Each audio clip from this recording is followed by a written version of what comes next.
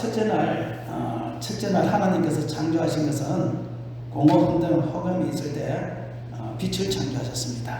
그래서 공허와 혼돈과 허감이 다 떠나간 것처럼 저와 여러분의 심령 속에, 가정 속에, 또 우리 교회 속에 공허와 혼돈과 허감 부분이 있다면 다 빛 대신 예수 그리스도로 말미암아 쫓아내시길 바랍니다. 한번 따라합시다. 예수 이름으로 공허는 떠나갈지어다. 혼돈도 떠나갈지어다. 흑암도 떠나갈지어다. 빛 대신 예수님이 오시면 그 모든 것은 다 떠나갑니다. 예수님이 둘째 날, 하나님께서 둘째 날 하늘과 바다를 나뉘라 그랬어요. 분리시켰습니다.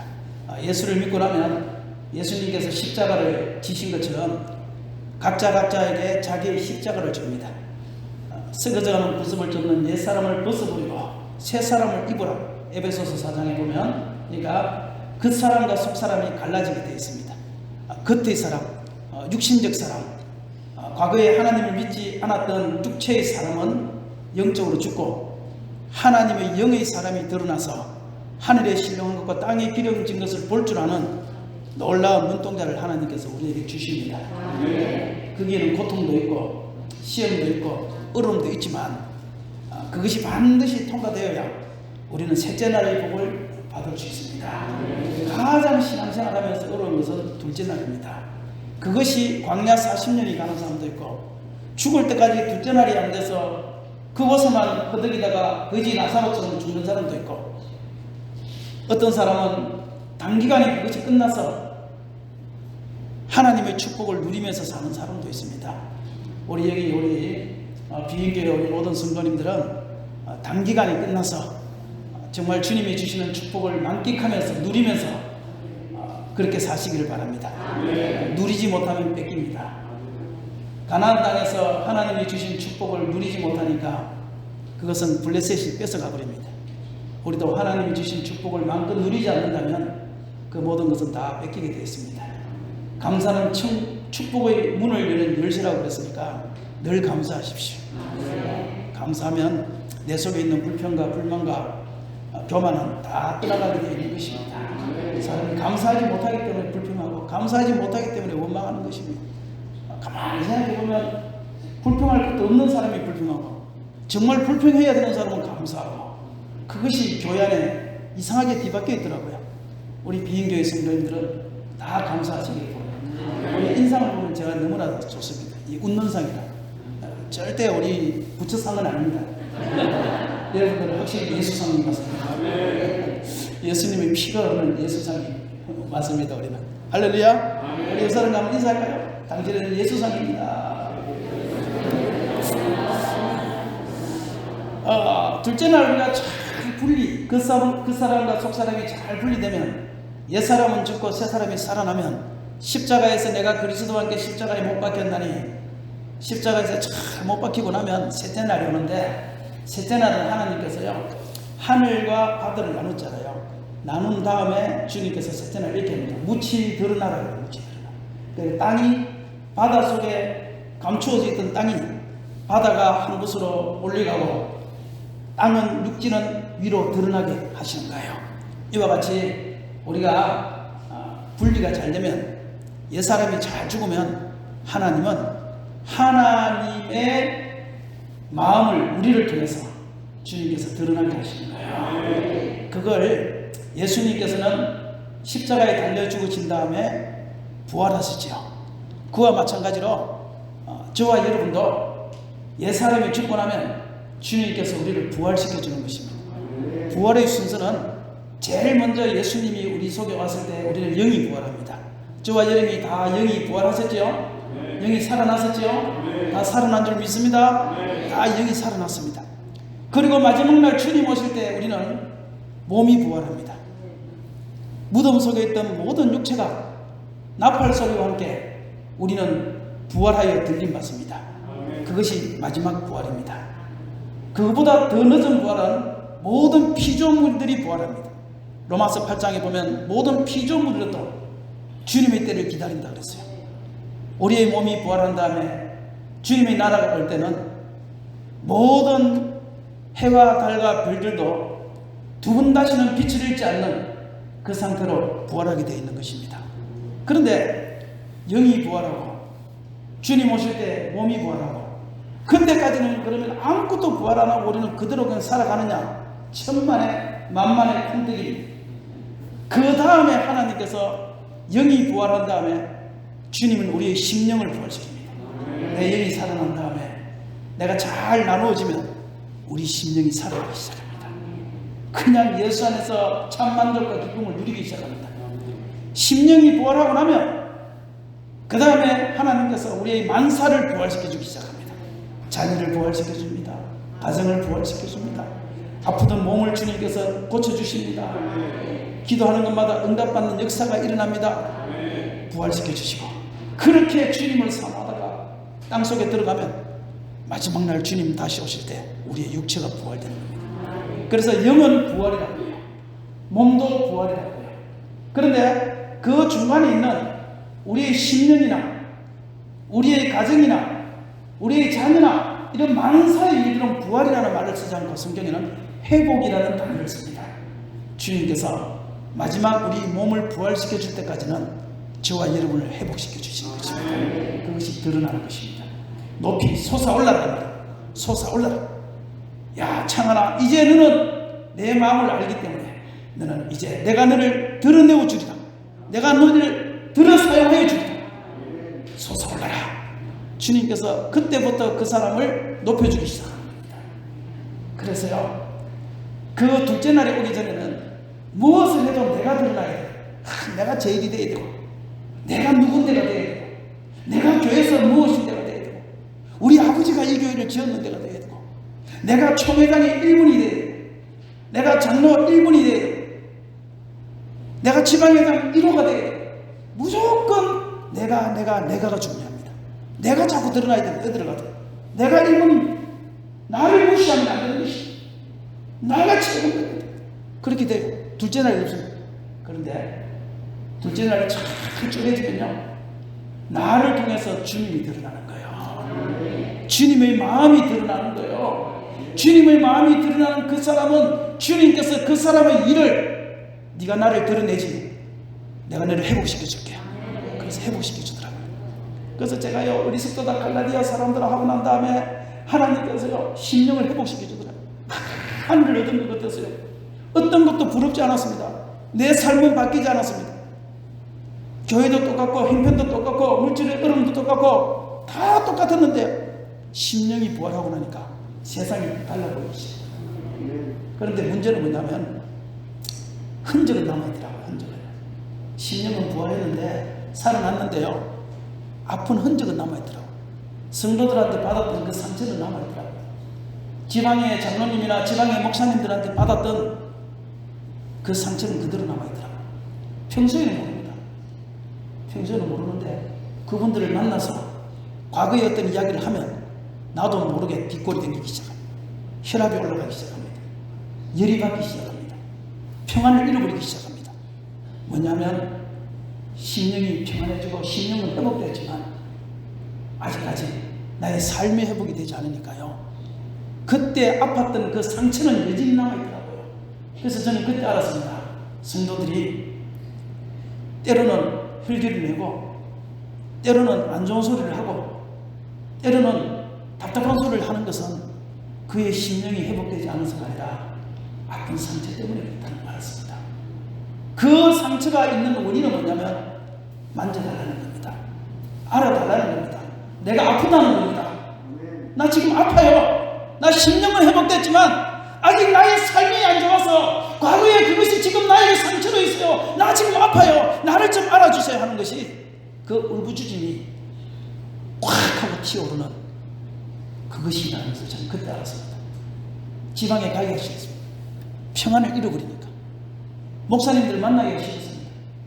평안한데 평안을 잃어버리니까 괜히 과거 이야기를 해서 또 나의 속을 뒤집어 놓으니까 짓밟힐 대로 짓밟힌 과거, 망해버린 교회, 보잘것없는 교회, 어떻게 살아가야 될지 내일이 없는 그러한 목사, 그 상처를요 그 사람들이 만나면요 또 뒤집고 또 뒤집고 가기가 싫더라고요.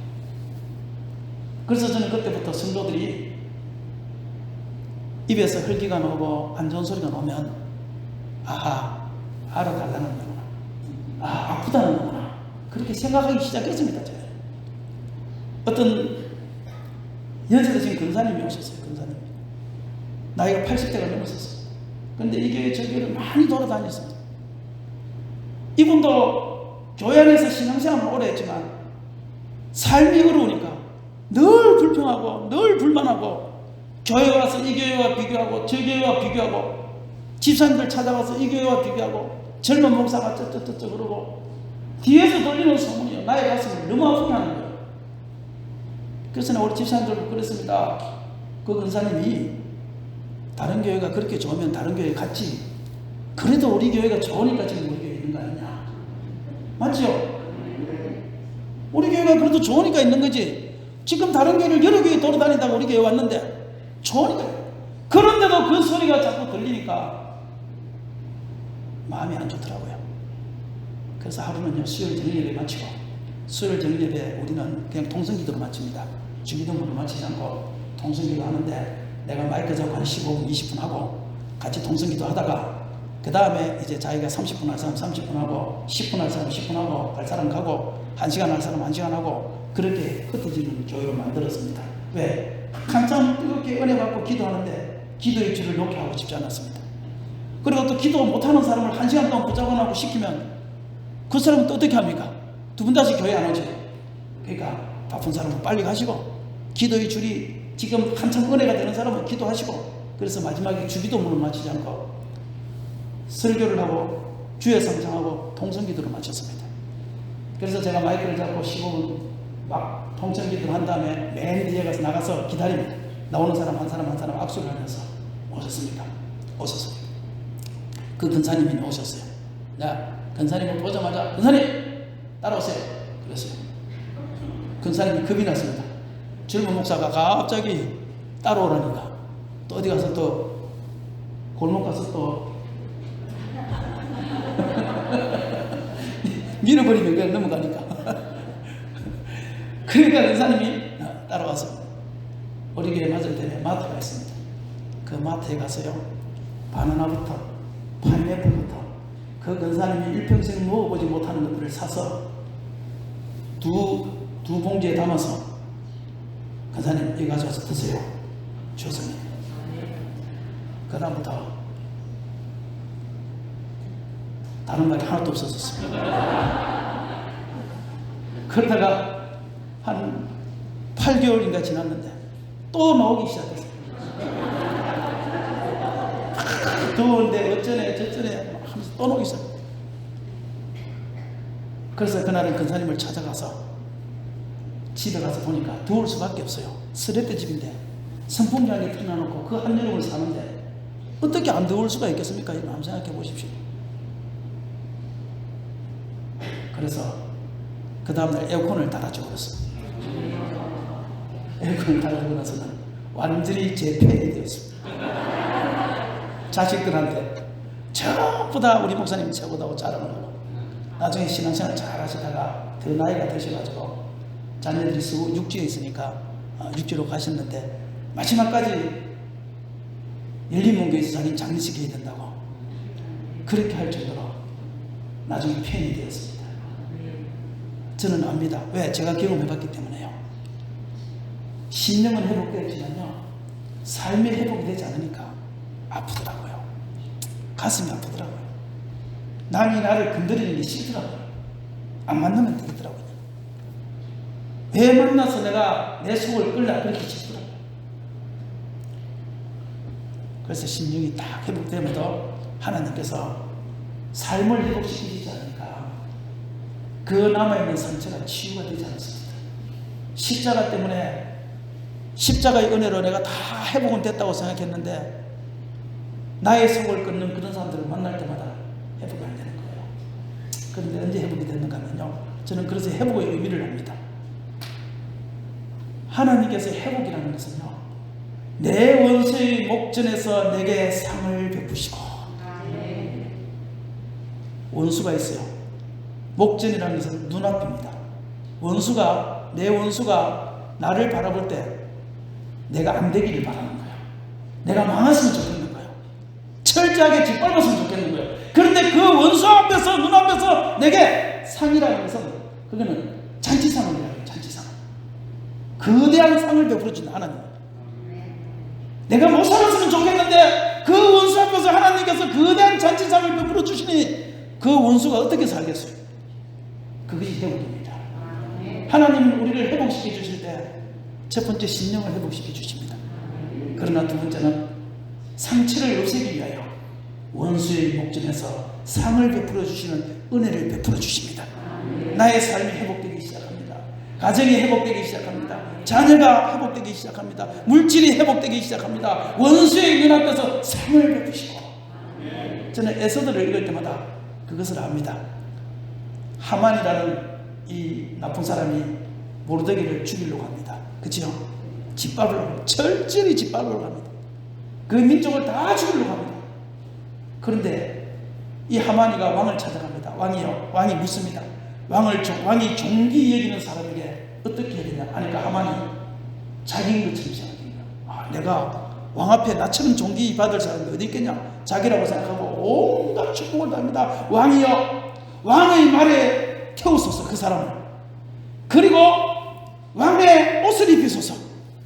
그리고 그 다음에 종기 여기는 사람, 두 번째, 그 사람이 그 왕의 말꼬비를 붙잡게 하소서. 그리고 가면서 왕이 존귀하게 여기는 사람은 이렇게 된다, 왕이 존귀하게 여기는 사람은 이렇게 된다 외치게 하십시오. 자기인 줄 알고 그 사람이.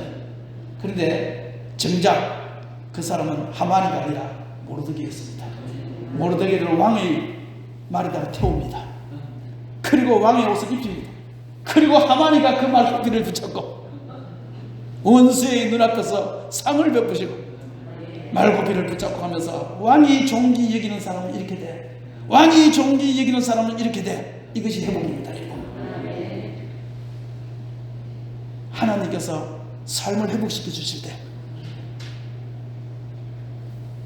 모든 사람들이 저를 종기 여기는 그 모습을 보기 시작했습니다. 높여주는 모습을 보기 시작했습니다. 지방의 그런 장로님들이 육지에서 온 장로님들한테 소문을 듣기 시작했습니다. 김창환 목사가 이렇다더라, 김창환 목사가 부흥회를 간다더라, 소리를 듣기 시작했습니다.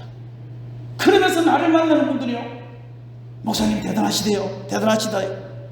그러면서요, 그분들의 입으로 나를 대단하다고 말하기 시작했어요. 지방회를 저는 안 갔습니다. 몇 년 동안. 왜? 상처 때문에. 그런데 어느 날 지방회를 한번 갔는데요, 그날 제가 부회장 된 거 아십니까? 저는 하려고 한 게 아닙니다. 저는 회장 투표가 오전에 했기 때문에 오후에 갔습니다. 근데 그날은 오전에 무슨 일이 있어서 오후에 투표를 했습니다. 그래서 그날 부회장이 되고 그 다음에 지방회 회장이 되는데요, 그 다음에 나의 가슴 속에 상처가 싹 없어졌습니다. 성령이 불러태웠습니다. 사랑하는 성도 여러분요, 오늘 시간 상처가 있는 사람이 있나요? 아픈 사람이 있나요? 우리가 주님이 부활하실 때, 주님이 다시 오실 때, 그때 몸의 부활이 있을 때, 그때는 그 상처는 하나도 없어집니다. 그러나 그때까지 우리는 참을 수 없습니다. 우리가 철저하게 깨어지고 낮아지고 주님이 원하는 것만큼 우리가 나누어지면 주님께서 우리의 생각부터 시작해서 우리의 자녀들, 삶, 물질, 모든 것들을 회복시켜 주시는데요, 그때 원수의 목전에서 내게 상을 베푸시고 그것을 우리 회복이라고 말하는 것입니다. 우리 비인교회 성도들 중에서도 혹시라도 아픈 상처가 있어서 그것이 치유되지 않고 그것이 날마다 나를 찌르는 가시가 되어서 내 옆에 아무도 오지 못하게 만들고, 누가 가겠습니까? 그 가시 옆에 만나면 찌르는데 아무도 오지 못하게 하는 가시나무 새와 같은 그러한 지금 성도들이 있다면 하나님 회복시켜 주실 것입니다. 포기하지 말고 기도하고 꾸준히 하나님 앞에 더욱더 가까이 나아가면, 주님의 보좌로 가까이 나아가면 반드시 주님은 우리를 회복시켜 주는 줄 믿으시기 바랍니다. 반드시 내가 너를 축복하리라 부르시다. 반드시.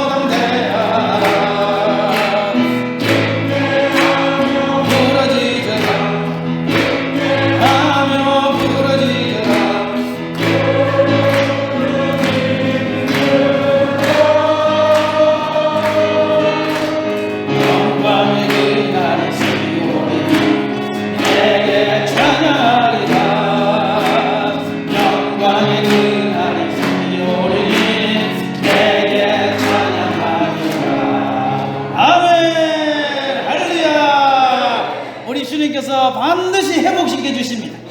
자녀도 회복시켜 주시고 가정도 회복시켜 주시고 반드시 축복하시고 잘된 날이 옵니다. 일단은 저와 여러분의 심령을 먼저 회복시키십시오. 심령을 절대 흔들리지 말고 아픈 상처가 있어도 잘 그것을 하나님 앞에 기도로 나아가면 반드시 주님께서 원수의 목전에서 상을 베푸시고 하는 날이 온다는 사실을 믿으시길 바랍니다. 그렇게 하고 나면요, 그 다음에 하나님 마음이 드러나더라고요. 그때 가서야 하나님 마음을 알겠더라고요. 하나님이 나를 통해서 무엇을 하시기를 원하는지요. 하나님이 나에게 하나님의 마음이 어떠한지를 그때 가서야 진짜 알겠더라고요. 하나님 나에게 전도를 원하시는구나. 영혼을 사랑하는 걸 주님 원하시는구나. 그 마음이 진짜 느껴지더라고요. 저는 그 이전에는 목회할 때요, 내가 설교를 잘하고 준비를 잘하면 누군가 멀리서 이사 왔을 때 그 설교를 듣고 한 사람이 정착하고 우리 교회에 등록하면 교회가 금방 부흥하겠지. 저는 그런 마음밖에 없었습니다. 한 영혼을 전도해야지. 죽어져가는 한 영혼에게 내가 복음을 전해야지.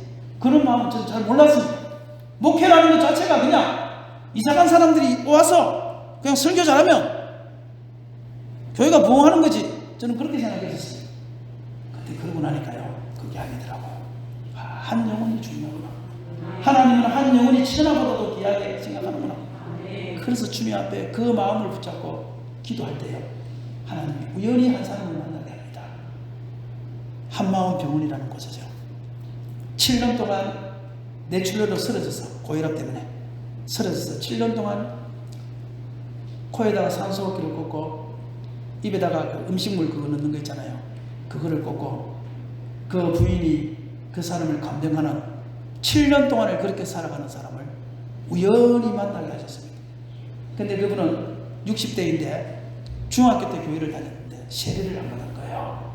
그래서 우연히 알게 돼서 그분에게 세례를 못 들고 이야기를 했어요.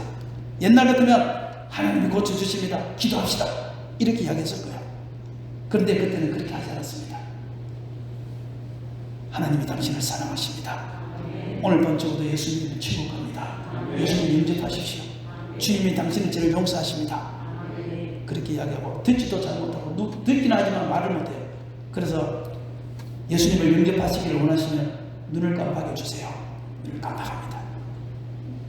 그러면 내가 당신을 위해서 기도할 테니까 따라서 기도해 주세요. 따라서 기도하면 하기 시작합니다. 그리고 내일 제가 세례를 베풀어도 되겠습니까? 그러니까 눈을 깜빡해서 세례를 베푸겠다는 거예요. 그래서 그 다음날 오늘 주님을 영접했는데 그 다음날 병원 가서 가운을 입고 그 병상에서 바로 세례를 베풀었습니다. 그게 우리 열린문교의 제1호 세례교인입니다. 세례를 베풀 때 그의 부인이, 눈이 잘 보이지 않는 부인이 항상 간병을 하고 있었습니다. 그런데 오늘 내일 돌아가실 줄 알았어요. 근데 다시 살아나셔서 6개월을 집에서 다시 지냈어요. 그대로 그 상태로. 근데 그것이 하나님의 은혜였습니다. 6개월 동안 제가 그 집을 드나들 수 있는 자격을 치게 된 것입니다. 그래서 6개월 동안 매주 찾아가서 앉혀놓고 눕혀놓고 듣지도 못하는 사람한테 성경 공부를 하기 시작했습니다. 근데 중요한 것은 뭐냐면요, 그분은 눕혀 있어서 성경 공부를 제대로 못했지만 그 옆에 앉아있는 부인이 들었다는 사실입니다. 남편이 6개월 있다가 돌아가시는 날 부인이 간병을 하다가 그 앞에 엎드려 있었는데 갑자기 부인의 눈앞에 하늘을 느꼈습니다. 그리고 볼 수 없는 아름다운 꽃밭, 세상에서 한 번도 볼 수 없었던 그 아름다운 꽃밭이 그 성도님의 눈앞에 펼쳐지기 시작합니다. 그리고 그 꽃밭 위에는 7년 동안 식물인간이다시피 했던 그 남편이 두 발로 서서 두 손을 들고 그 아름다운 꽃을 따라가 자기에게 주면서 바이바이 수고했어. 그 장면을 환상으로 보는 순간 남편은 죽었습니다. 장례식을 베풀었습니다. 그 부인은 무당 집안의 출신이기 때문에 우리 교회를 놓을 마음은 전혀 없었습니다. 그냥 목사님이 그렇게 고생했으니까 한 번 정도 가서 부조해야지, 그 마음밖에 없었는데 그날 그분은 그 장면을 보고 교회를 안 나올 수 없었습니다. 그리고 얼마 있다가 두 눈이 잘 보이지 않습니다. 지금은 완전히 그게 보이지 않습니다. 저에게 약봉투를 하나 줬습니다. 약병을, 이만한 거를. 이게 뭐예요? 하고 물었더니만 남편을 병간하는 병원에서 자기가 잠이 안 온다고 수면제를 계속 모아둡니다. 의사에게 처방해가라 그래서 수면제를 이만큼 모아놓은 겁니다. 독한 수면제. 약국에서는 팔지 않는, 처방 없이는 받을 수 없는 수면제. 이게 왜 이걸 모았었어요? 그러니까 남편이 죽고 나면 자기 눈도 잘 보이지 않고 하니까 자기가 어느 순간인가 이 수면제를 다 입에 틀어놓고 조용히 잠을 자려고 그래서 모았다는 거예요. 그런데 천국을 받기 때문에 이제는 이 약병은 저에게 필요가 없습니다. 그리고 그분은 지금 우리 교회 근사님이 되고 계십니다. 그분이 우리 교회 제2호 신입니다. 저는 그 이전에 하나님 마음을 몰랐습니다. 그 이전이었다면 하나님께서 그 집사님을 저한테 붙여주지 않았을지도 모릅니다, 여러분. 그러나 셋째 날이 온 저에게는 사람을 볼 때마다 영원히 보이기 시작했습니다. 전도를 해야 된다는 마음을 가지기 시작했습니다. 그럴 때 하나님께서는 한 사람 주님께서 생각지 않은 방법으로 주님께서 붙여주기 시작했습니다.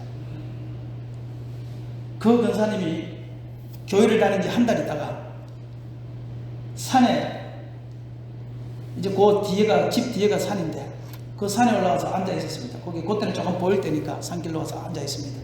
앉아 있는데 어디서 목소리가 들리는데 아는 목소리가 들린 거예요. 40년 전에 헤어졌던 동네 동생. 그래서 소리를 들으면서 보이진 않으니까, 야, 너 누구 아니냐 하고 물으니까 그 사람이 딱 보더니까, 언니 여기 있네요. 어디 계셨어요? 그런데 같은 동네에 40년을 살았는데도 못 본 거예요. 그래서 서로 이야기를 하다가, 나 지금 교회 다니는데 너 일요일날 많이 낮에, 그러니까 일요일 낮에 하는 거 없어요. 야, 그러면 교회 나가자. 그래서 교회를 나왔어요. 근데 한번 보세요. 교회 다닌 게 한 달인데, 한 달 선배입니다. 한 달. 딱 한 달 선배예요. 그런데 이분이요, 감사함도 봉투에다가 자기가 마늘을 넣어가지고 그 성도님 이름을 써서 그렇게, 야, 교회는 감사함도 하는데, 야, 이러면서 그분이 주는 거예요. 주가지고 한 달 먼저 된 사람이 감사함도 하는 법을 가르쳤어요. 주일날 예배 끝나고 나니까, 야, 너 저녁에는 많이 뭐 하는 거 없는데요? 교회는 주일 낮에만 오는 게 아니라 주일 저녁에도 오는 거야. 주일날 저녁에 왔습니다. 너 수요일날은 많이 하는 거 없는데요? 교회는 주일만 오는 것이 아니라 수요일 저녁에도 오는 거야. 수요일 저녁에도 왔습니다. 수요일 저녁에 오고 나니까 금요일날은 많이 하는 것 없는데요? 교회는 금요일날 철학기도도 와야 돼. 한 달 쓴 겁니다. 한 달. 그 근사님도 60몇 년 동안 한 번도 교회를 다녀본 적이 없었던 사람입니다. 천국을 받게 돼요. 그리고 그 한 달 후에 전도했던 그 사람은 그때부터 교회의 발걸음을 디디기 시작한 그 날짜부터 주일낮, 주일 저녁, 수요일, 금요일 다 참석하는 사람이 되었고, 지금 그 근사님을 뒤를 이어서 우리 교회 2호 근사님이 되셨습니다. 할렐루야, 할렐루야. 하나님 마음이 있는 곳에 하나님은 영혼을 붙여주십니다. 그리고 하나님은 그 사람을 축복해 주기 시작합니다. 그 두 근사님 과정은 축복을 많이 받았습니다. 지금 저와 여러분도 교회 다니는 연수만 자랑하지 말고, 내가 하나님 마음을 읽고 하나님 마음이 내 속에 들어오면 영혼이 보이기 시작하고, 그러면 한마디라도 툭 던졌는데 준비된 영혼들은 주께로 돌아오는 놀라운 역사가 생기는 줄 믿으십니까? 한 달이 먼저 됐어요. 한 달. 그래서 저는 그때부터 하나님의 마음을 읽기 시작했어요. 셋째 날 보니까 하나님 마음이 보이더라고요. 하나님 마음이 내 마음이 되게 해주시고, 하나님 기쁨이 내 기쁨이 되게 하시고, 하나님 소망이 내 소망이 되게 하여 주세요. 그렇게 프랭카드를 쓰고치고 그렇게 살아가기 시작했습니다. 하나님이 놀랍도록 지경을 넓혀주기 시작한 거예요. 오늘 이 자리까지 오게 된 거 아니겠습니까? 아버지 당신의 마음이 있는 곳에 이거 혹시 찬양 있나요? 혹시 한번 찾아보세요. 아버지 당신의 마음이 있는, 우리 찬양 아까 인도하시는 분은 마이크를 잡고 좀 해주세요. 이 찬양은 어려워서 제가 잘 못해요. 그런데 제가 너무 좋아해요. 아버지 당신의 마음이 있는 곳에. 네. 야, 제가 방송실에 진짜 능력이 있습니다. 그 짧은 시간에 저를 찾아내는 거예요.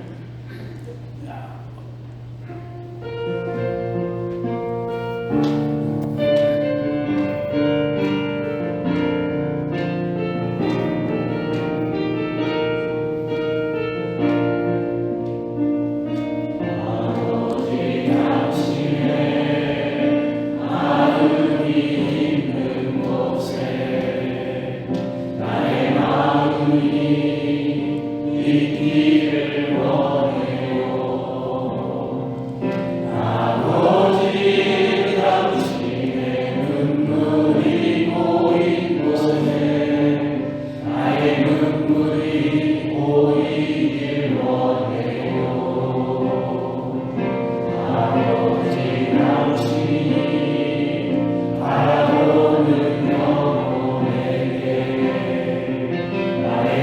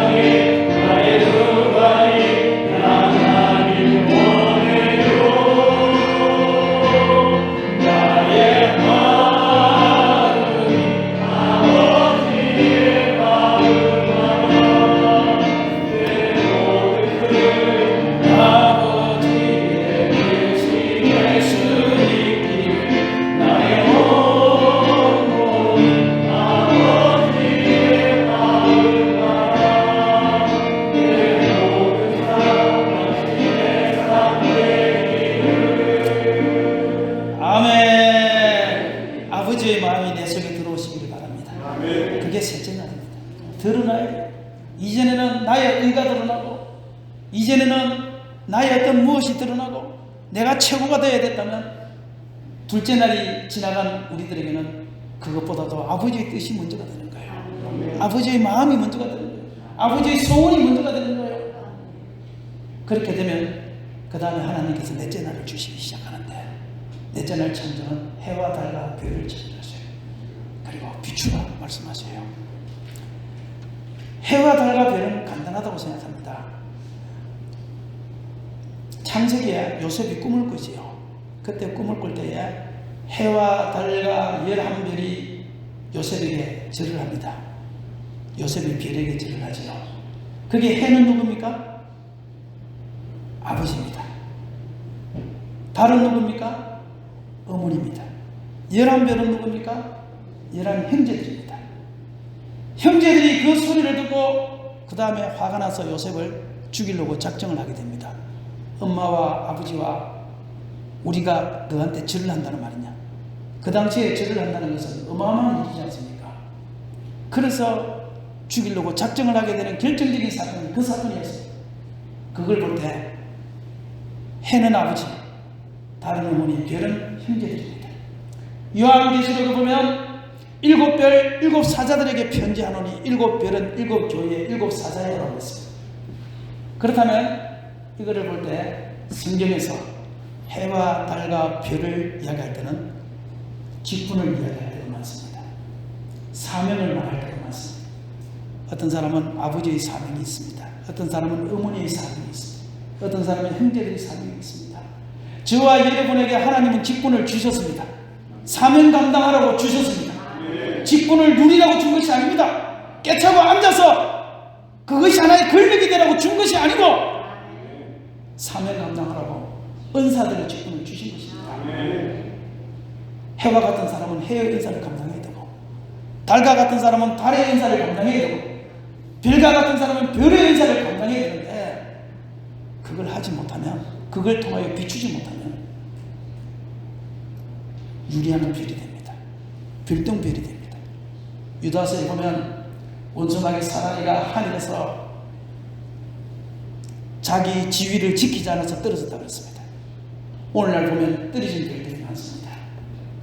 목사가 목사의 사명을 감당하지 않고, 장로가 장로의 자리를 감당하지 않고, 군사와 집사가 자기 자리를 감당하지 않아서 떨어진 유다서 1장, 떨어진 사단의 별과 같은 그런 별들이 오늘날 한국교회에 얼마나 많은 줄 아십니까? 유리하는 별도 많습니다. 유다서 1장에 유리하는 별이 있다고 했습니다. 오늘날 한국교회에 너무 돌아다니는 신자가 많습니다. 자기의 사명들을 발견하지 못하여, 물론 가는 교회마다 요즘 교회들이 좋은 교회가 없어서 그럴 수도 있습니다. 그러나 그렇지 않고 자기 스스로가 유리한 별이기 때문에 그럴 수도 있습니다. 오늘 여기 오신 모든 성도 여러분들이 유리한 별이 되지 마시기 바랍니다. 반짝반짝 빛나는 별이 되시기를 바랍니다. 사명을 감당하는 별이 되시기를 바랍니다. 하늘의 별은 높이 뜨셔야지. 그 별이 떨어지면 그것은 별똥별이 되는 것이고, 그 별이 자기 자리를 떠나서 움직이게, 돌아다니게 되면 유리하는 별이 되는 것입니다. 많은 사람들은 큰 별이 되기를 원합니다. 나는 큰 별이 될 거야. 그 욕심에 차 있지만 하나님은 큰 별이 될 사람, 작은 별이 될 사람, 주님께서는 1달란트 받은 사람, 2달란트 받은 사람, 5달란트 받은 사람 정해놨습니다. 1달란트가 5달란트 욕심을 내셔도 안 되고, 5달란트가 1달란트밖에 일하지 않아도 안 되는 것입니다. 우리는 큰 별이냐 작은 별이냐 해냐 달이냐 그것이 중요한 것이 아니라, 그것보다 더 중요한 것은 무엇이냐? 반짝반짝 별이 되는 것입니다. 빛나는 별이 되는 것입니다. 길을 비추는 별이 되는 것입니다. 우리는 하나님은 그걸 말씀하시는 것입니다. 오늘날 사람들이 다 욕심에 차서 다 자기가 큰 별이 되려고, 자기가 대장이 되려고, 낮은 자리에 아무도 없습니다. 다 자기가 대장이 돼야 되고, 자기 마음대로 해야 되고, 목사님들 세계도 가보면 다 자기가 대장이 되어 있는 사람들, 장로님들 세계도 다 마찬가지입니다. 우리 비인교회 성도님들은요, 만약에 여기서 여러 교회, 10교회, 20교회 돌아다니는 성도님들이 계시다면 오늘 이 자리가 마지막 유리하는 자리가 되기를 바랍니다. 말씀이 좀 부족할 때도 있지요. 어떻게 말씀이 계속 좋을 수만 있겠습니까? 저희가 부흥회 다니면 늘 같은 설교, 같은 예화를 쓰니까 듣기에 짜릿짜릿할 수 있겠지요. 목사님은 늘 새로운 설교를 만들어야 되잖아요. 새로운 예화를 찾아내야 되잖아요. 어떻게 짜릿짜릿할 수가 있겠습니까? 개콘을 보셨습니까? 개콘이 얼마나 웃깁니까? 달인 김명만이 그 매운 음식 먹는 거 보십시오. 야, 그거 매운 고추에다가 그냥 거기다 또 뭐 소스를 발라가지고 또 먹고 하는 엄청나게 인기를 오래 끌지 않습니까? 그런데 지금 김병만이 뭐하고 있습니까? 보입니까? 아무리 재밌는 개콘도 1년을 넘기기가 쉽지 않은 것입니다. 여러분, 어떻게 같은 설교를 하는데 그 설교가 매번 여러분들 입맛에 맛있는 설교가 될 수가 있겠습니까? 설교가 좀 맛이 없을 수도 있고요. 그렇죠? 그럼 또 기도해서 채우면 되고요. 기도가 또 좀 맛이 없으면 찬양해서 채우는 거고요. 찬양이 좀 맛이 없으면 봉사해서 채우세요. 그것도 좀 맛이 없으면 강좌에서 채우세요. 그러면서 우리는 자리를 지키는 별이 돼요. 그 자리에서 빛난 별이 돼야지. 언제까지 유리하는 별이 되는 거예요? 언제까지? 한번 반짝반짝도 못해보고 하늘에 떠있어 보지도 못하고 별똥별이 되어서 살다가 주님 앞에 가실 것입니까? 우리는 절대 그렇게 하지 맙시다. 우리는 큰 별에 대한 욕심도 가질 거고요. 주님께서 나에게 맡겨주신 그 자리에서 그 달란트만큼, 은사만큼 우리는 그 자리를 감당하면 되는 거예요. 그게 은사입니다. 은사. 로마서 12장에 보면 어떤 사람은 승리를 은사, 어떤 사람은 봉사하는 은사, 어떤 사람은 근면하는 은사. 은사가 다 달라요. 자기의 은사를 발견하고 그 은사대로 사용하면 되는 거예요. 여러분, 제사제도에서 우리가 보시면 알겠지만 제사제도를 할 때 제물이잖아요. 제물. 저와 여러분이 로마서 12장에 제물이라고 했잖아요. 로마서 15장에는 복음의 제사장이라고 했잖아요. 목사를요. 복음의 제사장이 되어 하나님께 받음직한 제물로 우리를 드린단 말이에요. 예배를 드린단 말이에요. 그러면 제물을 할 때 제일 먼저 뭘 하느냐? 안수를 하잖아요. 안수하죠? 하나님, 나의 죄를 용서해 주세요. 안수합니다. 회개한단 말이에요. 그 다음에 뭐예요? 그럼 죽입니다. 그렇죠? 살아있는 것은 제물이 아닙니다. 죽입니다. 하나님의 칼로 그 사람의 그 양을 목을 팍 찔러서 단번에 죽여야 돼요. 그런데 어설픈 제사장은 찔렀는데 이게 또 안 죽네? 지 피 흘리면서 도망가네? 또 따라가서 또 찌르네? 또 흘리면서 도망가네? 또 따라가서 또 찌르네? 그러면요, 양도 피곤하고 제사장도 피곤한 거예요. 그냥 단번에 우리는 하나님 앞에 드려야 돼요. 예수님이 한 번에 드리듯이 저와 여러분도 하나님 앞에 한 번에 그냥 딱 죽어야 돼요. 그렇죠? 그러고 나면 뭡니까? 껍질을 벗기잖아요. 껍질을 벗긴다는 건 뭐냐면은 우리의 모든 탈, 외식하는 거, 척하는 거 다 벗겨내요. 하나님. 외식도 벗겨내고 척하는 거, 잘난 척, 허영기. 외식이라는 것이 뭐냐면 가면이에요. 외식하는 자여 할 때 가면 쓴 자여 이 말이에요. 오늘 외식하는 것이 많잖아요. 많은 탈을 쓴 자여 그 말이에요. 우리는 양의 탈을 쓰고 있는 거예요. 그 가죽을 벗겨내야 돼요. 돈도 없으면서 돈 있는 척, 배우지도 못하면서 잘난 척, 많이 배운 척, 가진 것도 없으면서 가진 척을 우리는 다 벗겨내야 돼요. 그 다음에 중요한 것은 그 다음에 우리 한다는 제사들이요, 각을 드는 거예요. 다리는 다리대로, 팔은 팔대로, 내장은 내장대로 각을 드는 거예요. 그게 뭐냐면 은사예요. 은사.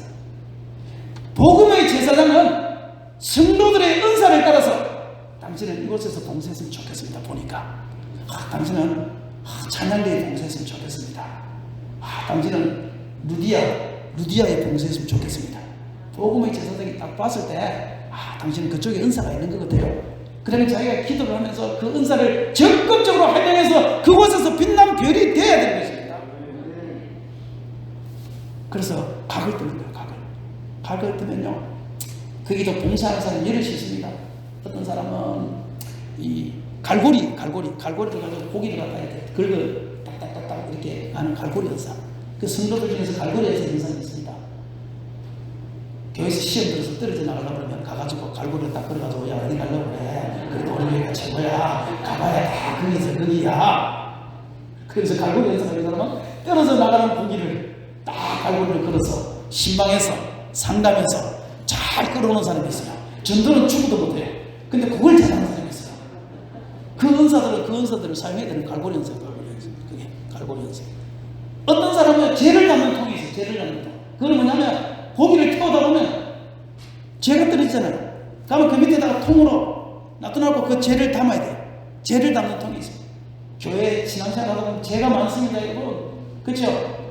원망, 불평 다 죄입니다. 우리 목사님은 이렇고, 우리 장로님은 저렇고, 우리 권사님은 저렇고. 지는 어떻는데? 자기는 어떻는데? 얼마나 교회 안에 죄가 많은지 몰라요, 죄가. 그럴 때 죄를 담는 통은 어떻게 하느냐면 그걸 다 담아 부르는 거예요. 야, 그게 교회지. 천사들만 모였으면 그 교회야. 죄인들이 모인 것이 교회지. 천사들만 있으면 그게 교회냐? 우리 교회는 그래서 교회야. 그러면서요, 그 죄를 잘 담아서 통에 담는 성도들이 있어요. 그것도 제가 보니까 은사더라고, 은사. 아무나 못해요, 그거 아무나 못해. 여기도 그런 은사가 있는 사람들이 있을 거예요. 여러분이 딱 머릿속에 딱 기억나는 사람이 있을 겁니다. 기억나는 사람이. 아, 저 사람은 죄를 담는 통. 그렇죠? 그리고 어떤 사람은 또 이 긁어내는, 제가 이렇게 밑에 막 눌었잖아요. 그럼 그걸 긁어내는, 교회 안에 문제가 쌓이면 그거를 긁어서 버리는 또 그런 사람들이 있어야 되고. 그러니까 교회 안에는 수도 없는 은사들이 필요한 거예요. 그래서 해와 달과 별은 뭐냐면 하나님 마음이 드러나는 사람은 그 다음에 은사를 따라서 일하도록 하나님 만드시고, 그 사람을 하늘의 해와 별과 달처럼 빛난 별로 만드는 것이 하나님의 은혜인 줄 믿으시길 바랍니다. 제가 보니까 이 비인교회는요, 어쨌든 우리나라에서는 빛난 별인 것 같아요. 지금 뭐 하는 일들을 보니까 이게 장난이 아니더라고요. 아무나 할 수 없는 그런 일들을 지금 감당하시고, 오늘 새벽에도 보니까 어떤 분이 이렇게 뭡니까 이거 여자 우리 집사님인지 권사님인지 제가 잘 모르겠어요. 한손 들어보세요. 헬멧을 쓰고 오토바이를 타고, 야, 나는 저 연세에 오토바이를 타고 교회 오시는 분을 처음 봤습니다. 오토바이를 타고. 그런데 아침에 대화를 잠깐 해보니까, 이 교회가 자기가 50번 교회라 하나님 앞에 기도를 얼마나 했는지 몰랐는데 이 교회를 올려보여. 야, 세상에 그런 사람도 있나 싶었어요. 야, 가고 싶은 교회, 오고 싶어 하는 교회.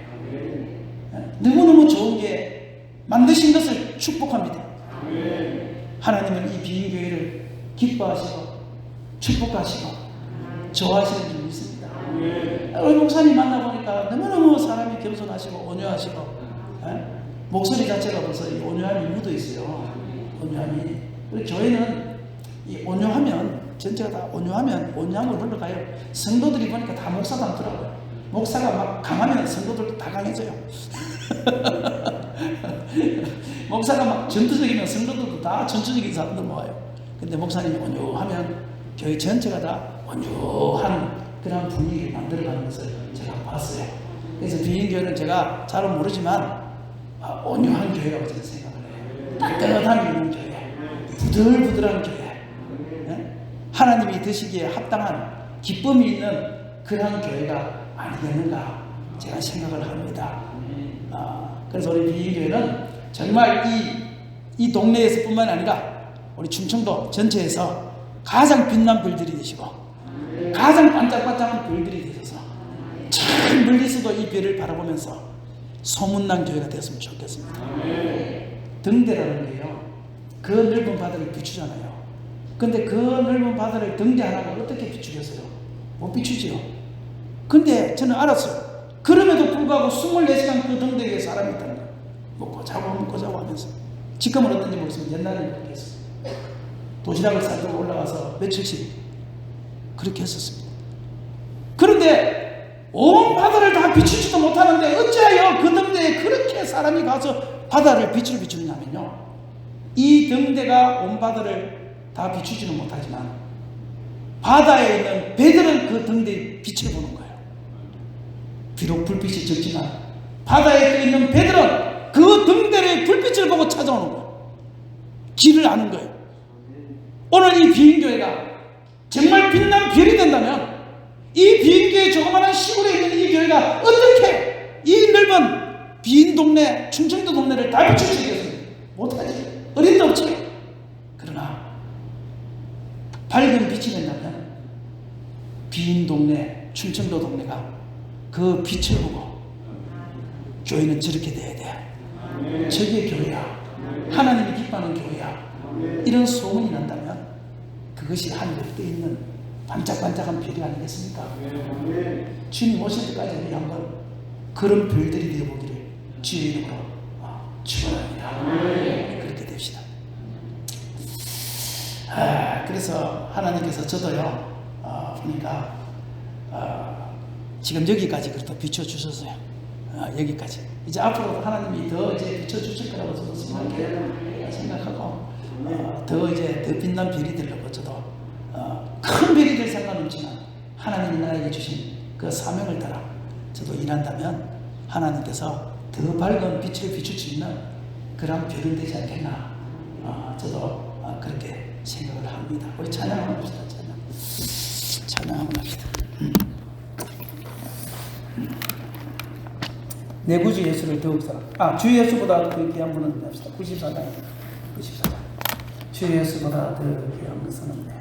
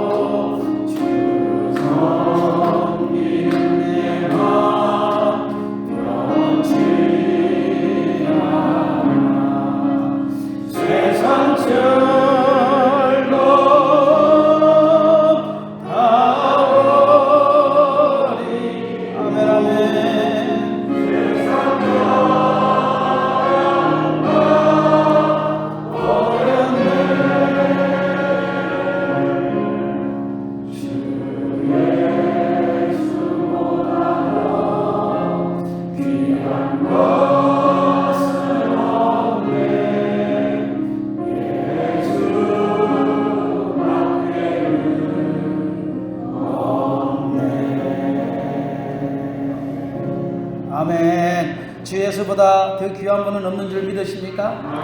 첫째 날 빛이 와야 됩니다. 할렐루야. 둘째 날 우리는 나뉘어져야 됩니다. 옛사람과 새사람이 분리되어져야 됩니다. 그 사람과 속사람이 분리되어야 됩니다. 그러면 주님께서 드디어 나를 통하여 하나님의 뜻이 드러나기 시작합니다.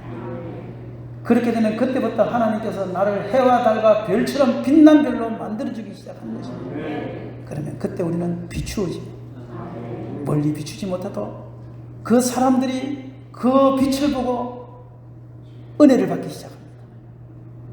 제가요 너무너무 은혜를 많이 받고는 성경을 읽기 시작했습니다. 성경을 많이 너무너무 달아서 성경을 막 수십 도씩 읽었어요. 저는 죄송한 말씀이지만 신학교 졸업할 때까지 성경 2독밖에 못 읽었어요. 성경을 별로 읽지 못했어요. 읽을 시간도 없었고. 그런데 그때부터 성경을 읽기 시작했습니다. 정말 많이 읽었어요. 많이 읽고 나니까요 막 속에서 말씀이 막 솟아오르는 거예요. 이것도 생각나고 저것도 생각나고. 그래서 어느 날 우리 비가 새는 차가 있는데 목사님들 몇 분이 오셔서 선교지 여행을 시키다가 제가 했던 그 간증을 하기 시작했습니다. 간증을 하니까요 목사님들이 은혜 받기 시작했어요. 저는 우리 성도들도 내 설교도 그 은혜 안 받는데 목사님들이 은혜 받기 시작했어요. 내 성도들은 내 설교가 싫다고 다 나갔는데 은혜 받기 시작하면 그래서 저는 놀랐습니다. 제가 놀랐습니다. 그리고 오는 사람들한테 그렇게 말을 하기 시작했는데 하나님께서 어느 날요 저 어느 지역에 있는 사모님들을 위로회를 한다고 제주도로 온다는 거예요. 그래서 제보고 그 위로를 좀 해달라는 거예요. 그래서 25인승 고물차를 가지고 10몇 년 된 고물차 그걸 가지고 우리 집사님 앞에서 운전하고 제가 그 안에서 마이크를 잡고 간증을 하기 시작했습니다. 어리석다 갈라디아 사람들아 간증을 했는데요. 제가 깜짝 놀랐는데 사모님들이 울기 시작했습니다. 눈에서 눈물을 흘리기 시작했습니다. 이게 뭐지? 했더니만요. 끝나고 나서 물어보니까요. 그 개척교회하는 모든 사모님들의 마음이 전부 다 공허와 혼돈과 감입니다. 다 그 상태인 거예요. 목회를 포기해야 될까? 말해야 될까? 물질이 없어. 교회 안에 성도들이 말썽이 많아. 내가 목회를 포기해야 될까? 해야 될까? 그걸 결정도 못하고 할 수 없이 목회를 해나가는 그러한 상태였다는 거예요. 그러면서 하시는 말씀들이요.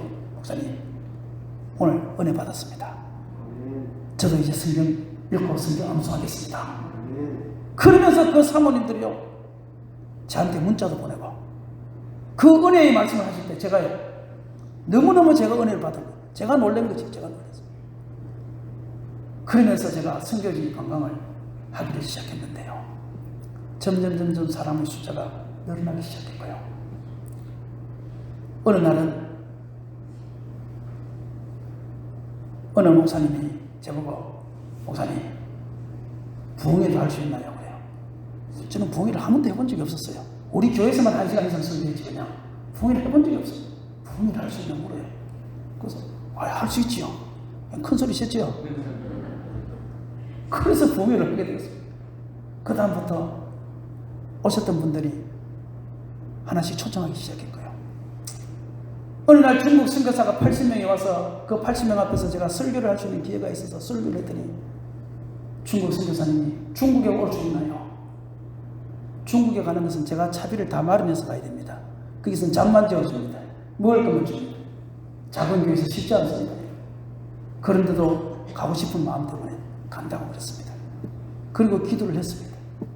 그 당시에 왕복 한 60만 원 정도 일주일 동안 가서 설교를 하면 신학교에 설교를 하면 아침 9시부터 저녁 6시까지 쉬는 시간도 없습니다. 점심시간만 딱 씁니다. 중국은 부흥회도 아침 9시부터 저녁 6시까지 중간에 점심시간만 있습니다. 일주일 내내 합니다. 월요일 오후부터 화요일, 수요일, 목요일, 금요일 오전까지. 쉬운 게 아닙니다. 그런데 너무너무 즐거웠어요. 그런데 교통비가 문제였는데요. 중요한 것은 그 중에 신학생 한 명이요. 은혜를 받은 거예요. 그때 성막설교를 했는데 은혜를 받은 거예요. 그리고요. 그 신학생 한 명이요.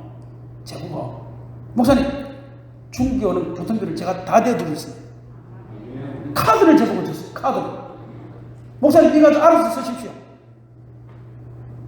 카드를 받고 한국에서도 찾을 수 있을까 이 돈을. 그래서 제가 외환은행에 가서 100만 원을 찾았지만 100만 원이 그대로 넘었다니까. 그래서 찾을 수 있구나. 그런데요, 그분이 은혜 받은 그분이요, 그 다음부터 계절마다 옷을 다 사주고, 저는 옷도 한 벌밖에 없었고 신발도 하나밖에 없었고요. 계절마다 옷을 다 사주고 비싼 신발을 다 사주고 시계랑 가방이랑 다 사주는 거예요. 그러더니 뭐 어느 날 제보고요, 문자가 왔어요. 목사님, 제주도에서 제일 비싼 차를 타시는 분이 어떤 차를 타세요? 묻는 거예요. 그래서 제가 아마 제네식스나 그랜저 정도 타지 않겠냐. 저기 외제차는 목사님들이 조금 부담스러워하니까 이제 그렇게 이야기하니까 하는 말이요, 목사님 오디 아세요? 오디. 그래요. 오디, 따먹는 열매 오디. 아, 그거 말고요, 동그라미 4개 있는 오디요, 아우디인데 중국말로는 오디라고 그래요. 그래서 저는 아우디라는 말도 한 번도 들어본 적도 없어요. 제가 뭐 외제차에 무슨 관심이 있겠어요. 지금 봉고차 하나 생기는 게 지금 급박한 마당이야. 아세요? 하고 묻는 거예요. 그래서 알지. 그러니까 자기가 아무리 생각해봐도 목사님은 나의 스승인데 제주도에서 제일 좋은 차를 타고 다니면 좋겠대요, 자기가 생각하기에. 그러면서 하는 말이요, 목사님 그 아우디 선물로 드릴게요 이러는 거예요. 좀 놀래보세요. 아무리 여러분들이 아니더라도. 그래 가슴이 뭐예요, 갑자기 쿵 하고 내려앉는 거예요 이게요. 그래서 난 아우디 같은 걸 모르는데 길을 갈 때마다 동그라미 4개 있으면 그게 아우디라 그러니까 인터넷 찾아보니까 동그라미 4개 앞에. 그래서 지나갈 때마다 아우디 간다. 그때부터 이제 보이는 게 아우디만 보여요. 아우디 간다. 아우디 간다.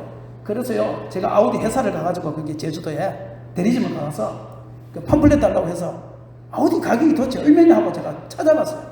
찾아보니까요, 9천 몇백만 원. 차 한 대. 싼 게 뭐 7천 몇백만 원, 세금까지 다 하면 7천 몇백만 원이고. 와, 그래도 가격을 보고 제가 기절하는 줄 알았습니다. 그래서 그다음부터요, 얼마나 좋은데요, 강남 오시는 분들한테 제가 이제 그때부터 묻기 시작했습니다. 여러분, 근데 왜 묻기 시작했는가 하면 교회가 작잖아요. 성도도 몇 명 안 되잖아요. 그런데 내가 아우디를 타고 다니면 사람들이 뭐라고 그러겠어요? 한번 생각해봐요. 그러니까 그게 걱정이 돼가지고 오는 사람들한테 저도 막 갈등이 생겨서 물었어요. 차 안에서 맨날, 여러분 누가 아우디를 해주면, 여러분들 이렇게 해서 아우디를 해주면 여러분들 받아야 타고 다녀야 돼요, 말아야 돼요? 그랬어요. 내가 그때요, 목사님 마음하고 성도의 마음이 다르다는 걸 그때 알았어요. 물어본 사람 중에 80% 목사님들은 받으라는 거예요. 사주는 건데 왜 안 받냐는 거예요, 80%의 목사님들은. 근데 또 목사님들 모시는 게 아니라 성도님들도 오잖아요. 성도님들한테 물었어요. 이거 받아야 돼요, 말아야 돼요? 80%의 사람은 받으면 안 된대요. 작은 교회가 아우디 타고 다니면 은혜가 안 된대. 자, 여기 이제 한번 물어보겠습니다. 자, 그 아우디를 제가 타고 다녀야 돼요, 말아야 돼요? 자, 주는 거니까 받아야 된다. 한번 손 들어보세요. 자, 여기도 보십시오. 사모님 손 들고, 이제 손 들은 사람 한 20%밖에 안 돼요. 그럼 나머지는 다 안 받아야 된답니다. 그죠? 그럼 80대 20 맞잖아요. 만약에 이 목사님들하고 사모님만 다 모이시면 받아라가 80%입니다. 내가 그때 알았어요. 처음으로 알았어요. 아, 목사의 마음과 성도의 마음이 이렇게 틀린 거구나, 다른 거구나. 목사님 속지 마세요. 절대 다릅니다. 그럼 두 번째 한번 봅시다. 만약에 누가 여러분들 중에 우리 그 비영교회 목사님한테 아우디를 사준다 그러면 목사님이 받아야 될까 말아야 될까, 이 정도 크기 규모에서는 우리 교회 규모가 아닙니다. 만약입니다. 자, 받아야 된다 하면 손 들어요. 받아야 된다. 근데 우리 교회보다는, 아까 우리 교회 말할 때보다는 조금 많네요. 자, 손 들었어요. 그럼 나머지는 받지 말아야 된다. 50대 50이네요. 이럴 때는 받으면 시험 드는 사람이 많아요. 절대 받으면 안 됩니다. 그래서요, 저도 갈등을 생겼어요. 갈등이. 우리 성도들 보고 또 물었어요. 받아야 되냐, 말아야 되냐. 물어도 그 앞에서 말하는 걸 제가 믿지는 않습니다. 그래서 갈등을 하다가 막 기도를 했어요. 사람은 욕심이라는 게 있잖아요. 그래도 그거 한번 타보면 얼마나 좋냐 하는 욕심도 있고. 그래서 기도하다가 전화를 했어요. 전화를 해가지고 그 아우디 준다는 것은 고마운데 지금 작은 교회에서 그거 타고 다니면 사람들 다 욕한다. 아니 사주는 건데 왜 욕해요? 이해를 못하는 거 중국 사람은. 사주는 건데 왜 이해를 못하냐고. 그걸 안 되냐고. 그래도 우리 한국의 시정이 그렇다. 시험이 들면 그 딴에 없는 성도들 한 명 떨어져 나오면 내가 골치 아프다. 그러니까 그러지 말고 지금 한국에 뜨는 차가 하나 있는데 그것이 전기차다. 전기차. 그때 이제 SNS가 190km가 처음 나왔을 때 전기차다. 그래서 전기차는 50%를 도에서 지원하니까 4,800인데 2천만 원만 있으면 살 수 있다. 그러니까 우리 그 어디 사지 말고 다음에 한 10년 있다가 우리 교회 좀 크면 그때 가서 사고 지금 일단 전기차를 사자. 그래서 전기차를 샀습니다. 그래가지고요 지금도 길 가다가 동그라미 4개 보이면 아우 속이 아우 막 울음 소리가 그냥 나 지금 아우 그래서 전기차를 가지고 다녀요. 하나님이요 작은 교회 하지만 자꾸 빛나게 주님께서 만들어주는 것을 제가 봤습니다. 어디에 있느냐 상관없습니다. 저는 제주도에 10년 있으면서 한 번도 나를 불러주는 사람 없었고 한 번도 헌신 예배 오라고 말해주는 사람도 없었습니다. 이렇게. 그런데 그날 이후로 그때 내가 공허와 혼돈이 흑암과 떠나가고 주님의 마음을 안 그날 이후로 그때부터 하나님께서 작은 별이지만 빛난 별이 되게 하셨고 반짝반짝한 별이 되게 하셨고 나를 통해서 그나마 은혜 받는 사람들도 생기게 하셨고 그러면서 지금 여기까지 온 것입니다.